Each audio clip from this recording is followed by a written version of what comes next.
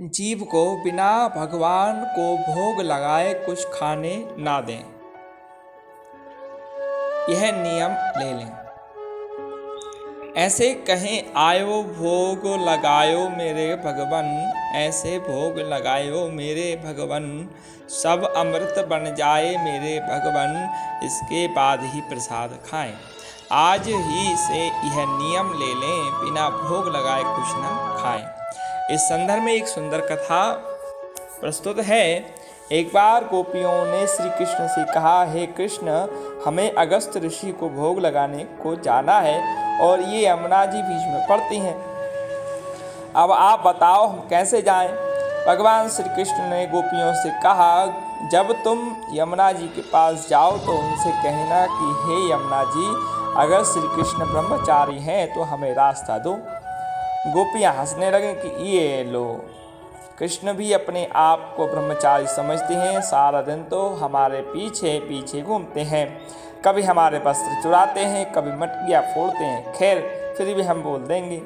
गोपियाँ यमुना जी के पास जाकर कहती हैं, हे यमुना जी, अगर श्री कृष्ण ब्रह्मचारी हैं तो हमें रास्ता दें। और गोपियों के कहते यमुना जी ने रास्ता दे दिया। गोपियाँ तो बेचारी सन्न रह गईं। क्या हुआ? कृष्ण ब्रह्मचारी। अब गोपियाँ अगस्त ऋषि को भोजन करवा कर वापस आने लगीं तो उन्होंने अगस्त ऋषि से कहा कि अब हम घर कैसे जाएं? यमुना जी बीच में है। अगस्त ऋषि ने कहा कि तुम यमुना जी को कहना कि अगर अगस्त ऋषि निराहार हैं तो हमें रास्ता दें। गोपियाँ मन में सोचने लगी, अभी हम इतना सारा भोजन लाएं सो सब गटक गए, अब अपने आप को निराहार बता रहे। गोपियाँ यमुना जी के पास जाकर बोले, हे यमुना जी, अगर अगस्त ऋषि निराहार हैं तो हमें रास्ता दे। और यमुना जी ने रास्ता दे दिया। गोपियाँ आश्चर्य करने लगे कि जो खाता है वो निराहार है, कैसे हो सकता है? और जो दिन रात हमारे पीछे पीछे फिरता वो कृष्ण ब्रह्मचारी कैसे हो सकता है? इसी उधेड़बुन में गोपियों ने कृष्ण के पास आकर फिर से वही प्रश्न किया। भगवान श्री कृष्ण कहने लगे, गोपियों, मुझे तुम्हारी देह से कोई लेना देना नहीं है, मैं तो तुम्हारे प्रेम के भाव को देखकर तुम्हारे पीछे आता हूँ। मैंने कभी वासना के तहत संसार नहीं भोगा, मैं तो निर्मोही हूँ, इसलिए यमुना ने आपको मार्ग दिया।